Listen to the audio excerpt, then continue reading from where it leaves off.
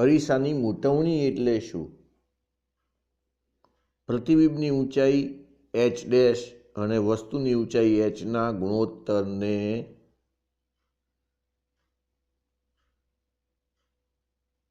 રેખીય મોટવણી કહેવાય. એટલે m બરાબર h ડેશ અપોન h. અને આપણે એવું પણ સાબિત કરી શકીએ કે h ડેશ અપોન h બરાબર માઇનસ v અપોન u. એટલે m બરાબર h ડેશ અપોન h બરાબર માઇનસ v અપોન u થાય. હવે આપણે લઈએ છીએ વક્રીભવન.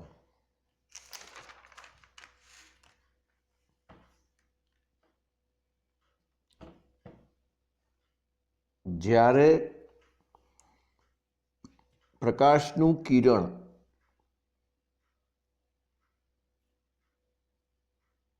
આમ તો કિરણ જૂથ કહેવાય. જ્યારે પ્રકાશનું કિરણ જૂથ કોઈ એક માધ્યમમાંથી બીજા પારદર્શક માધ્યમમાં પ્રવેશે ત્યારે આપાત પ્રકાશનો થોડો ભાગ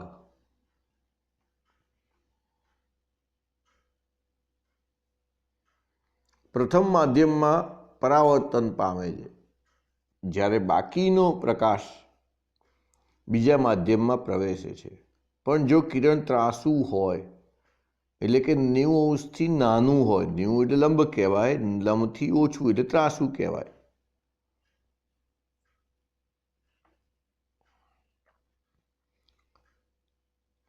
એટલે ત્રાંસા આપાત થયેલા કિરણની દિશા બે માધ્યમને છૂટી પાડતી સપાટી પાસેથી બદલાય છે. આ ઘટનાને પ્રકાશનું વક્રીભવન કહેવાય.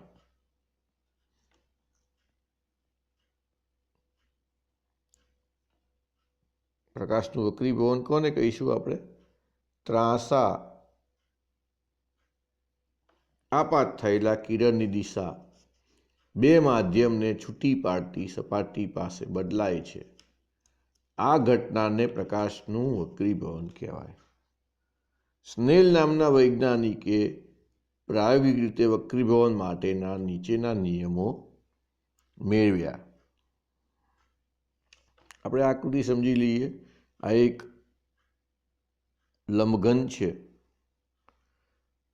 એની અંદર આ આપાત કિરણ છે, આ વક્રીભૂત કિરણ છે, આ પરાવર્તિત કિરણ છે. અને આપણે આઈ કહીએ એટલે લંબ અને આપાત કિરણ વચ્ચેનો ખૂણો આપાત કોણ. આપાત કોણ અને પરાવર્તિત કોણ હંમેશા સમાન જ હોય. અને આ લંબ અને વક્રીભૂત કિરણ વચ્ચેનો ખૂણો વક્રીભૂત કોણ. તો હવે આપણે નિયમો લઈએ એના. આપાત કિરણ, વક્રીભૂત કિરણ અને આપાત બિંદુએ આંતર સપાટીને લંબ એક જ સમતલમાં હોય છે. આપેલા બે માધ્યમો માટે આપાત કોણના સાઇન અને વક્રીભૂત કોણના સાઇનનો ગુણોત્તર અચળ હોય છે.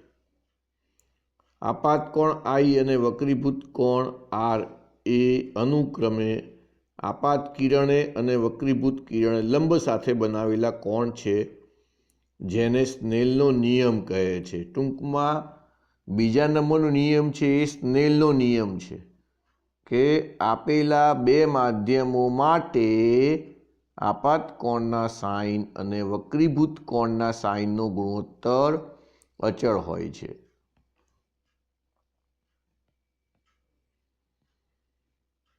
આપાત કોણ I અને વક્રીભૂત કોણ R એ અનુક્રમે આપાત કિરણે અને વક્રીભૂત કિરણે લંબ સાથે બનાવેલા ખૂણા છે. એટલે સાઇન I છેદમાં સાઇન R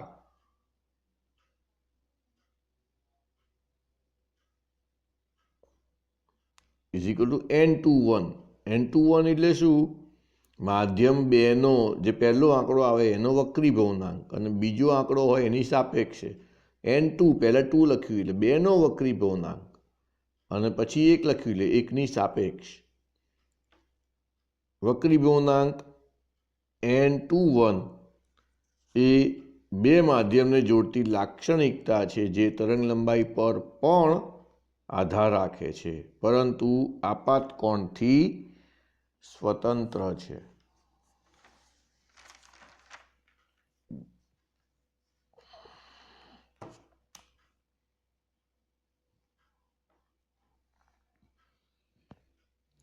સ્નેલના નિયમનું વ્યાપક સૂત્ર લખવાનું છે અને પ્રકાશ કિરણ એક માધ્યમમાંથી બીજા માધ્યમમાં જાય ત્યારે તેનું વિચલન કઈ તરફ થશે તે સમજાવો.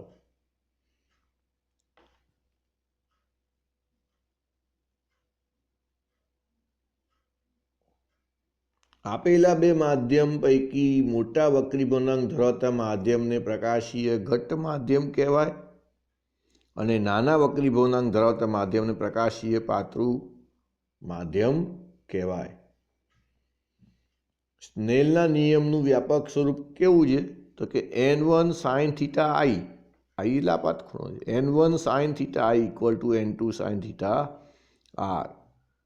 એટલે આપેલા માધ્યમ માટે જો N2 ગ્રેટર દેન N1 તો theta I greater than theta R થાય. આમ જ્યારે પ્રકાશનું કિરણ પ્રકાશીય પાતળા માધ્યમમાંથી ઘટ્ટ માધ્યમમાં પ્રવેશે છે ત્યારે વક્રીભૂત કોણ આપાત કોણ કરતાં નાનો બને છે. વક્રીભૂત કોણ નાનો ક્યારે બને? જ્યારે વક્રીભૂત કિરણ લંબ તરફ વળે ત્યારે. અને જો N2 લેસ ધેન N1 હોય તો sine theta I less than sine theta R થાય એટલે કે theta I greater than theta R થાય. એટલે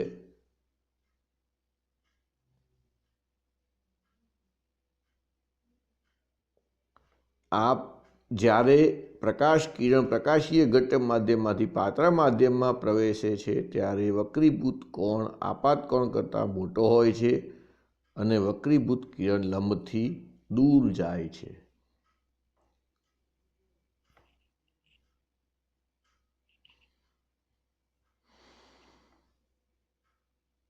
હવે કાચના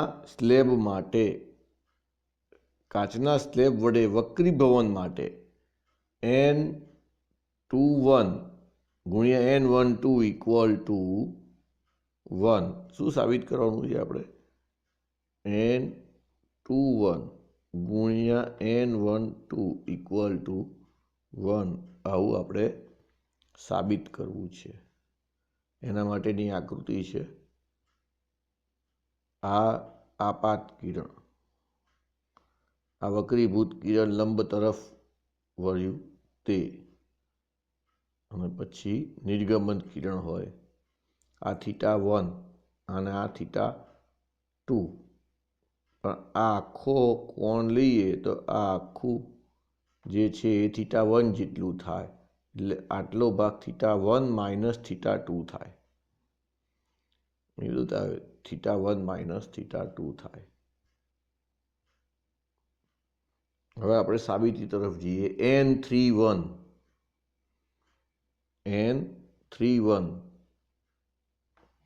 એટલે V1 અપોન V3 V2 વડે ગુણી નાખીને ભાગી નાખી એટલે V2 છેદમાં V3 ગુણ્યા V1 છેદમાં V2 V2 છેદમાં V3 એટલે N32 કહેવાય. V1 છેદમાં V2 એટલે N21 કહેવાય. એટલે N31 ઇક્વલ ટુ N32 ગુણ્યા N21 કહેવાય. હવે N21 એટલે શું થાય? V1 છેદમાં V2. હવે મારે આવું લખવું તો આવું પણ લખાય. V1 ને છેદમાં લઈ જવા હોય તો ક્યાં લઈ જાય? છેદમાં જાય એટલે 1 છેદમાં V2 અપોન V1 એટલે 1 છેદમાં N12 થાય.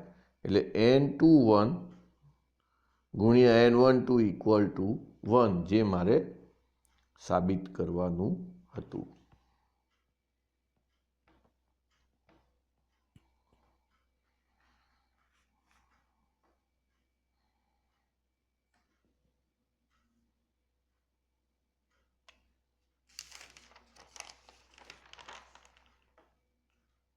હવે આપણે વક્રીભવન પર આધારિત ઘટનાઓ વિશેની માહિતી મેળવી છે. તો કે વાતાવરણમાં પ્રકાશના વક્રીભવનના કારણે ઘણી રસપ્રદ ઘટનાઓ બને છે. દાખલા તરીકે વાતાવરણમાંથી પ્રકાશના વક્રીભવનને લીધે ખરેખર સૂર્યોદયના સમય કરતાં સૂર્ય થોડો વહેલો દેખાય છે અને સૂર્યાસ્ત પછી પણ થોડા સમય સુધી દેખાય છે. લગભગ 2 મિનિટ સવારે અને 2 મિનિટ સાંજે આપણને સૂર્ય વધારે દેખાય. ખરેખર સૂર્યોદય એટલે શું? સૂર્ય ક્ષિતિજને ખરેખર ઓળંગે તે, અને આ અસર આકૃતિમાં દર્શાવેલી છે.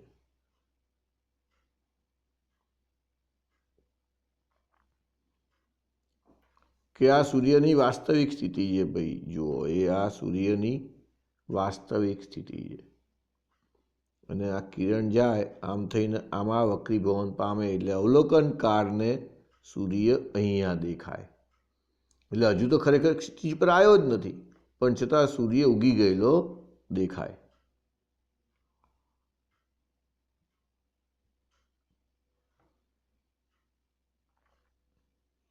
હવાનો શૂન્યાવકાશની સાપેક્ષ વક્રીભવનાંક 1.00029 છે.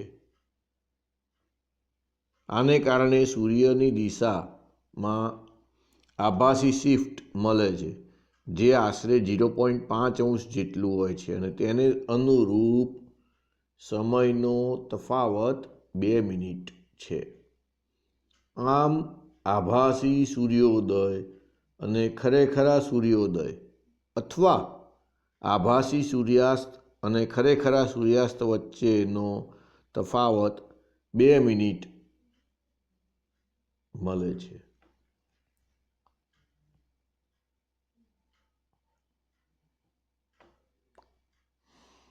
સૂર્યોદય તેમજ સૂર્યાસ્ત સમયે ચપટો દેખાતો સૂર્ય પણ આ જ ઘટનાના કારણે છે.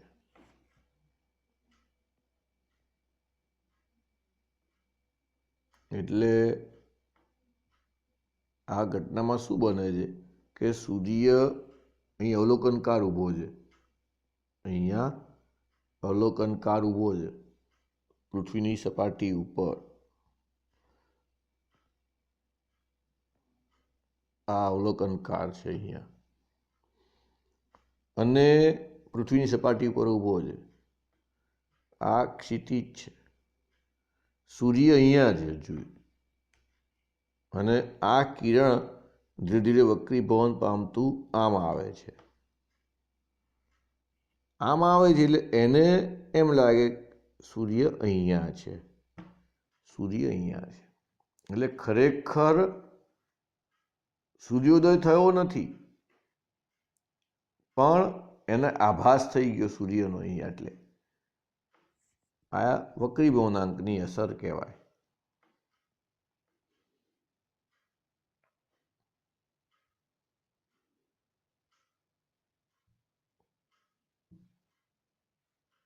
હવે આપણે લઈએ છીએ પૂર્ણ આંતરિક પરાવર્તન.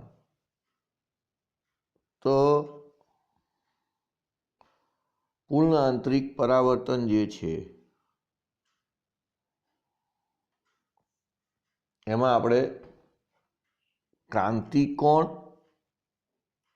IC અને વક્રીભવનાંક N12 વચ્ચેનો સંબંધ, આ પ્રકારનો જે સંબંધ છે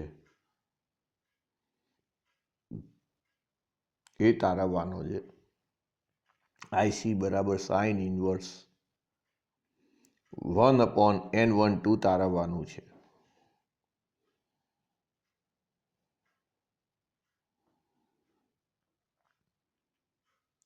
જ્યારે પ્રકાશનું કિરણ પ્રકાશીય ઘટ્ટ માધ્યમમાંથી પ્રકાશીય પાત્ર માધ્યમમાં જાય ત્યારે તેનું બંને માધ્યમમાં છૂટા પાડતી સપાટી આગળ તે જ માધ્યમમાં તેનું આંશિક પરાવર્તન અને બીજા માધ્યમમાં આંશિક પારગમન થાય છે. પરાવર્તનને આંતરિક પરાવર્તન કહેવાય. આંશિક, ધારો કે આપણે આ આકૃતિની વાત કરીએ તો અહીંયા આગળ પ્રકાશનું ઉદ્ગમ સ્થાન રાખ્યું છે, તો અહીંથી નીકળતું કિરણ અને બીજા માધ્યમ થાય ત્યાં વક્રીભવન બી પામે, અહીંયા આગળ વક્રીભવન પણ પામે અને થોડુંક પરાવર્તન થાય. આ જે પરાવર્તન થયું એને આંતરિક પરાવર્તન કહેવાય. એટલે જ્યારે પ્રકાશનું કિરણ પ્રકાશીય ઘટક માધ્યમમાંથી પ્રકાશીય પાત્ર માધ્યમમાં જાય ત્યારે લંબથી દૂર જાય છે. આકૃતિમાં જોઈએ આપણે તો AO1 B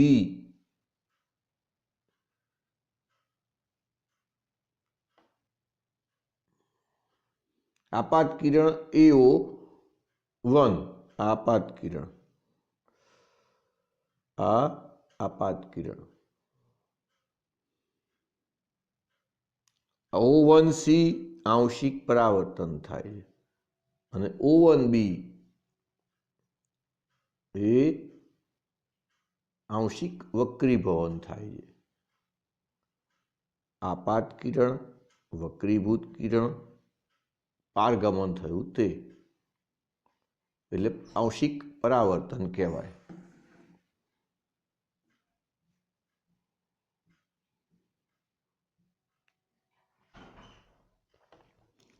આપાત કોણ I વક્રીભૂત કોણ R કરતાં મોટો છે.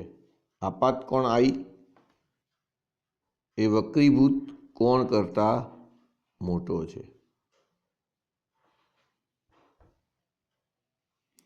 હવે આપાત કોણનું મૂલ્ય વધારતા જઈએ એટલે વક્રીભૂત કોણનું મૂલ્ય પણ વધે અને આવું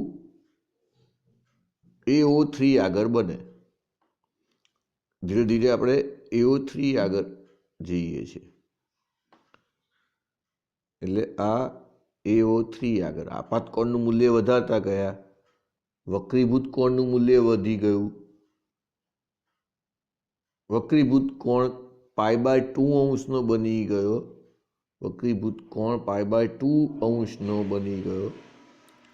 અહીં વક્રીભૂત કિરણ ખૂબ વળીને બંને માધ્યમને છૂટી પાટી સપાટીને સમાંતર થાય છે અને આ કિરણ AO3D વડે દર્શાવેલું છે. હજુ વધારીએ આપાત કિરણ, હજુ પણ વધારીએ છે અને હજુ વધારીએ એટલે વક્રીભવન શક્ય નથી પણ પૂર્ણ આંતરિક પરાવર્તન થાય. આખું જ કિરણ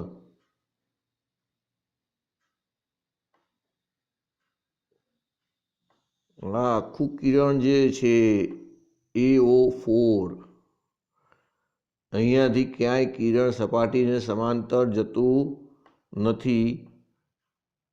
આ AO4 છે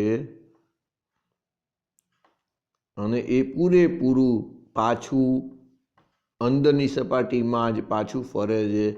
એટલે આપણે લખીએ પૂર્ણ આંતરિક પરાવર્તન થાય છે. જો આપાત કિરણનું મૂલ્ય વધારવામાં આવે આકૃતિમાં AO4 તો વક્રીભવન શક્ય નથી અને તેનું સંપૂર્ણ પરાવર્તન જ થાય છે, જેને પૂર્ણ આંતરિક પરાવર્તન કહે છે. સામાન્ય રીતે પ્રકાશનું પરાવર્તન થાય છે ત્યારે તેનો કેટલોક અંશ પારગમન પામે છે અને આથી જ પરાવર્તક સપાટી ગમે તેટલી લીસી હોય તો પણ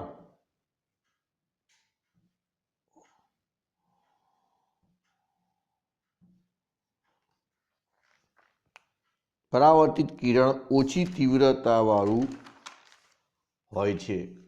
પરંતુ જ્યારે આપાત કિરણનું પૂર્ણ આંતરિક પરાવર્તન થાય છે ત્યારે પ્રકાશનું પારગમન થતું નથી.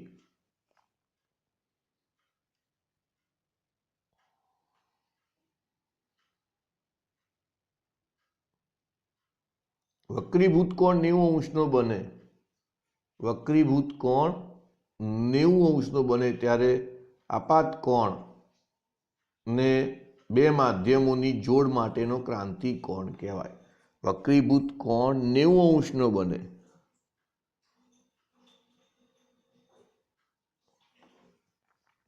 ત્યારે અનુરૂપ આપાત કોણને આપેલા માધ્યમની જોડ માટેનો ક્રાંતિક કોણ કહેવાય.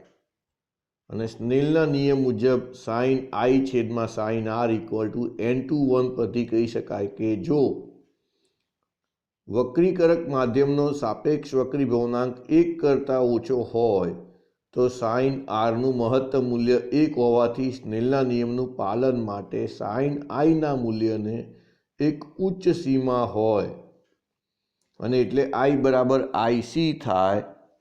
આઈ બરાબર આઈસી થાય. સાઇન આઈસી એટલે n/1 ઇન્ટુ સાઇન આર થાય, પણ સાઇન આર એટલે 1 થાય. સાઇન આર એટલે 1 થાય એટલે sign IC equal to n/1 લખાય.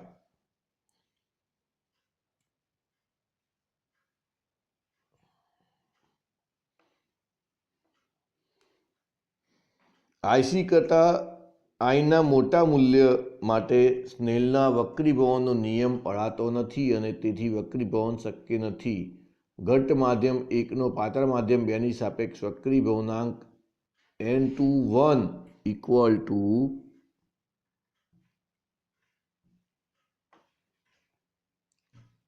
1/sin IC થાય.